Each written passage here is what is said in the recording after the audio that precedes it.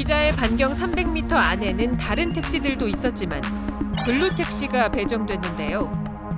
우리 옆에 지금 일반 택시가 서 있는데 기사님한테 배정해줬잖아요. TBS 팩트온 보도 이후 2020년 9월 초 택시단체 4곳이 공정거래위원회에 진정서를 제출했습니다. 가맹택시에 대한 일방적 콜 몰아주기를 비롯해 과도한 수수료 부과와 동의 없는 개인정보 제공 등 불공정 거래 행위를 바로잡아달라는 겁니다. 처음에는 공정위가 굉장히 강하게 이렇게 접근을 하더라고요. 상당히 의식을 가지고 공정위가 이렇게 접근을 하니까 어떻게 보면은 안심이라기보다는 조금 안도의 이런 그런 의식들을 가지고 있었는데 이게 이제 시간이 지날수록 점점 이렇게 지연이 되고 이러다 보니까 조금 불안한 그런 생각이 좀 있는 것도 사실입니다. 택시단체의 민원이 잇따르자 경기도도 9월 중순 12개 지역에서 카카오티 배차콜 몰아주기 실태 조사에 들어갔습니다.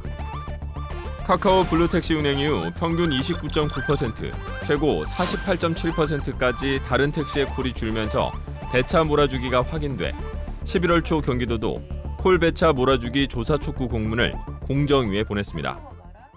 한번 몰아주기 있는지 여부를 한번 확인해 주시라. 그리고 더욱이 시장에서 그 가맹 기사님들뿐만 아니라 비가맹 기사님들까지 호출 서비스 시장에서의 의존도가 굉장히 높았기 때문에 호출 시장의 독점 사업자인 카카오티가 택시 시장으로 진출해서 그 시장 지배력이 전이되는 건 아닌가 하는 확인을 조금 요청하는 조사 요청들을 드렸었습니다. 지난해 1월에는 개인 택시 기사들이 카카오 모빌리티를 불공정 거래 행위 혐의로 다시 신고했습니다. 하지만 조사는 결국 해를 넘겼고 택시단체는 공정위로부터 사건 처리 연장 공문만 2번 받았습니다. 신고를 하고 나니 6개월마다 연장 공문이 오더라고요. 사실 피를 토하고 싶은 심정으로 매일 근무를 하고 있어요.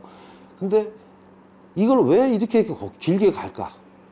언제까지 대한민국 공정위가 중심을 못 잡고 이렇게 지켜만 보고 있어야 될지 참 안타까운 현실이라고 보고 있어요. 이런 상황에서 카카오 모빌리티는 지난 4일 택시 AI 배차 시스템을 공개했습니다. 류궁선 카카오 모빌리티 대표도 지난 7일 가맹 계약 택시에 대한 콜 몰아주기 논란에 책임을 통감하고 있다고 밝혔습니다. 공정위 조사가 늦어지는 데다 이렇게 카카오 모빌리티가 자구책까지 내놓자 의구심이 커지고 있습니다.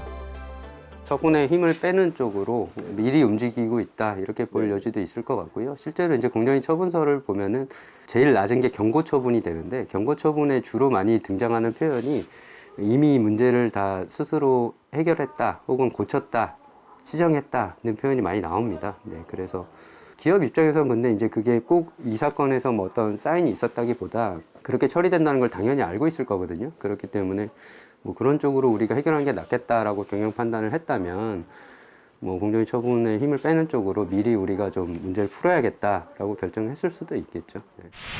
공정거래위원회는 이에 대해 다른 상황 때문에 일부러 조사를 지연하거나 늦추는 것은 전혀 사실이 아니며 조사와 관련해서 최대한 빨리 결과를 내도록 최선을 다해 노력하고 있다고 밝혔습니다.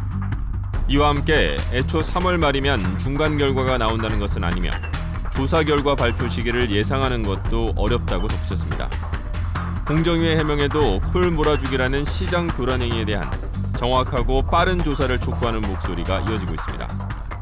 공정위원회는 아직까지 결론을 내고 있지 않은 상황이고 이런 상황에서 카카오는 알고리즘 일부 공개라든지 콜 몰아주기에 대한 인정 등 자구책들을 내놓고 있는데 이러한 자구책을 내놓고 있는 것이 카카오의 책임을 경감시켜 주기 위한 것 아니냐라고 하는 의구심이 있는 거죠. 콜 몰아주기는 명백히 재벌화되고 있는 플랫폼 기업들의 시장 교란 행위입니다.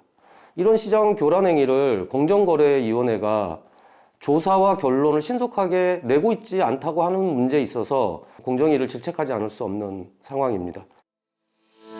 한편 온라인 플랫폼의 우월적 지위를 남용한 불공정한 거래를 막을 수 있는 온라인 플랫폼 공정화법은 지난해 1월부터 국회에서 잠자고 있습니다.